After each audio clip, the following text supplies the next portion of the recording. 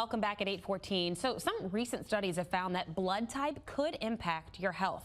Health educator Dr. Griggs joins us to discuss those studies. Dr. Griggs, good morning. Thanks for being with us. Good morning. So of course there are different blood types out there that could mean and indicate different things as far as blood donation and blood receipt if you're taking a donation is concerned.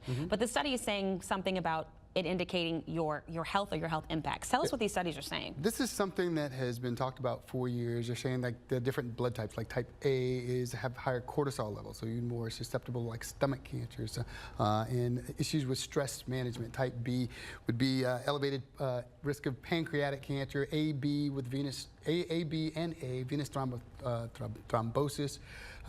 Type O, they have different categories for different blood types. Now, this has been going on for a while, and there is some science to it, so it's something worth talking to your doctor about. So what, I mean, this might be getting into the weeds, what about these blood types would make you more susceptible to different, I mean, you know, people are at home probably thinking it's all blood, right? How could my different blood type, that of course you have no control over, make me more susceptible to these different types of cancers? How could that even be? Well, the thing is, your blood type is genetically tied to your DNA and your inheritance. So the things that you might be at risk for are things that you could inherit from your ancestor that could be tied to that type. So these studies are ongoing. They've been happening for a while and still continuing. And you mentioned it's a conversation you should have with your doctor. Are there blood tests that you could take now, or are we kind of still too early in these studies to determine if a blood test could kind of help you know if you're predisposed to some of these cancers and make changes to your life? I mean, I guess how does that look from checking your blood type to talking to your doctor? What would the next steps potentially be? So it goes back to, I always say, get checked, get fit, get moving. Knowing your blood type is the start. Like, a lot of people don't even know their blood type. And then you mention that to your doctor, and then you list the different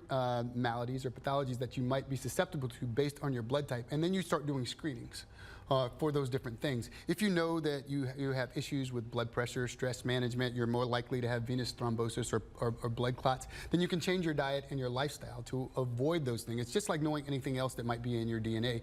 Just because the switch is there doesn't mean it has to be flipped. You can do things in your lifestyle.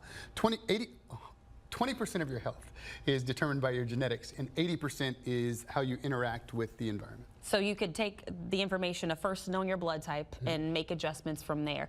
What else are these studies saying? Again, and it's multiple studies that have been going on for several years. For several years and decades. There have been a lot of trying to associate personality types, which there's a loose association.